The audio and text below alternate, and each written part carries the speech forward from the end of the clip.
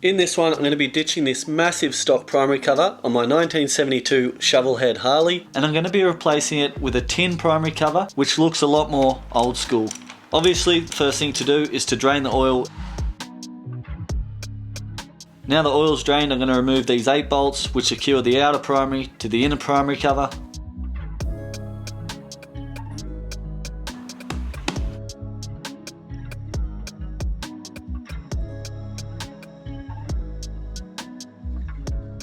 Now I'm going to use this scraper to remove the old gasket.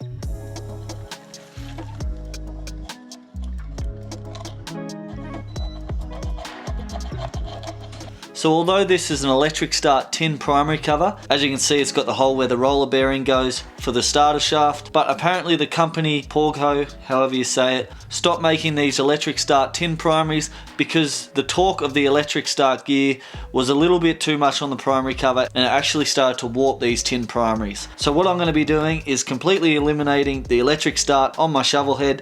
Hey, call me crazy, but I want this to be an old school bike where it's kick only. If you can't kick it over, you can't ride it. Well, at least that's going to be the rule I apply to this bike.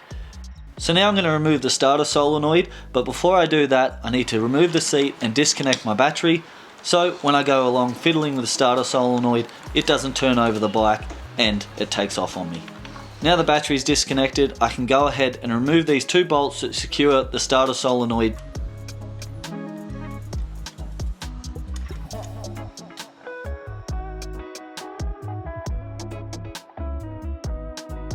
Now I can remove my starter gear.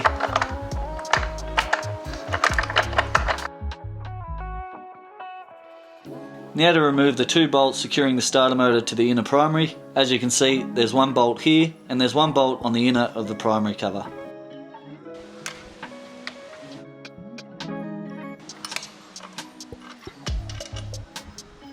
Now to remove the mounting bracket which secures the starter motor to my transmission.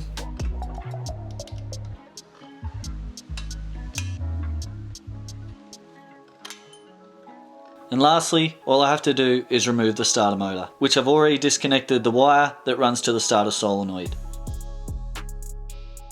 So now what I have to do is loosen my oil pan so I can access the bolt on top of this actuator arm for the starter solenoid.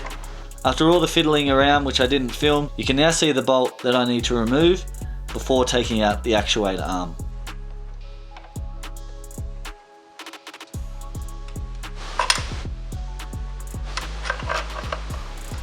Now the actuator has been removed, I can go ahead and reinstall the bolt. I'm going to apply a little bit of silicone gasket maker just so I don't have oil leaking out of the bolt hole.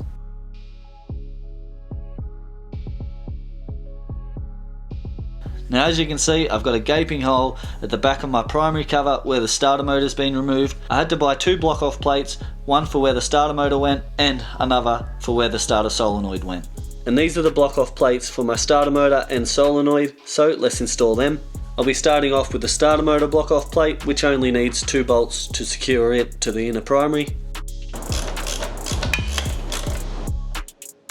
And now to install the solenoid block off plate. First thing to do is to install this foam seal on the block off plate, which has double-sided tape on the back of it.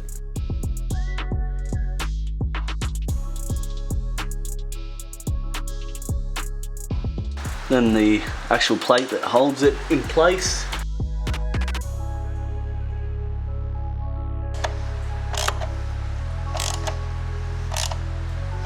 And voila, that is the solenoid block off plate installed along with the starter motor block off plate. And now it's time to whack on the tin primary cover. So I'm going to be using this black RTV gasket maker sealant as my gasket on this primary because these things do leak.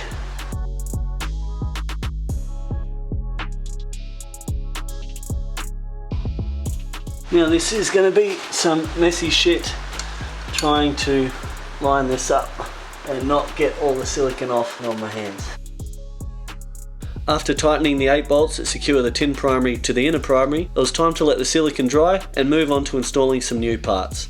So I decided to ditch this air cleaner cover as it's just some steel mesh and it's not going to really prevent rain or dirt or debris getting into the carburetor, and I've decided to go with a louvered air cleaner from TC Bros as it's going to be much more effective than this one. So now to remove the 3 bolts securing this air cleaner onto the carburetor, then to rip it off and whack on the new TC Bros air cleaner. And this air cleaner is going to be a piece of cake to install, just like the last one. All you need is 3 mounting bolts, and to install this shredded clip on the inner bracket of the air cleaner so the bolt on the metal cover has something to mount to.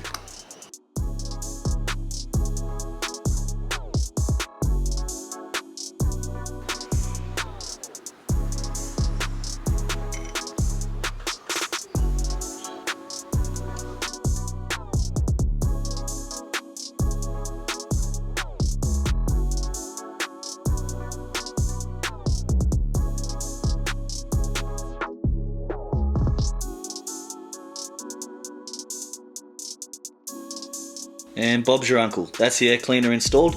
Now I'm going to move on to my kicker pedal, as the stock one is pretty badly worn out. As you can see, it's cracked and perished. So I'm going to be replacing it with a blue kick pedal to suit the colour of this bike.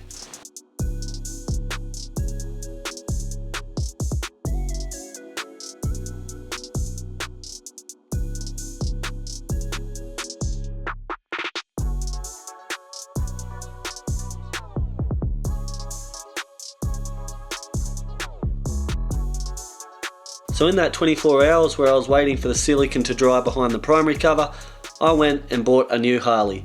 And this is it, a 2015 Harley Davidson Dyna Street Bob. And I've already bought a shitload of parts, as you can see here, so I plan on doing many videos of it on my channel. But getting back to the Shovelhead, let's fill the primary up with oil and wax some new gaskets on the inspection cover and derby cover.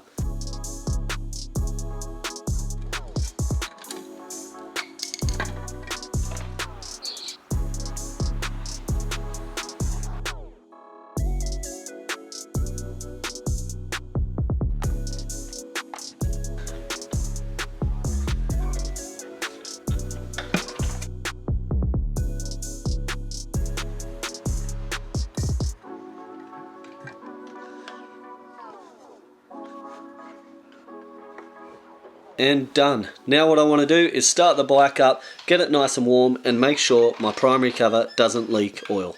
And here you can see it looks like I've only done a couple of kicks to start the bike, but it took me a good 5 minutes trying to kick it over, and no one wanted to see that. So clearly my carburetor needs to be tuned to suit my new air cleaner.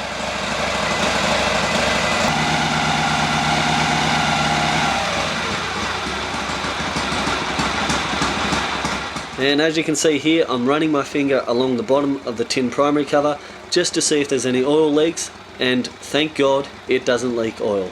And I've got to say, I'm really happy with how I've upgraded the aesthetics on this bike. I love the blue push bike style kicker pedal, and I'm really digging the chrome louvered air cleaner from TC Bros. But that's going to do it for this one, guys. Thanks very much for watching, and as always, I'll catch you in the next one.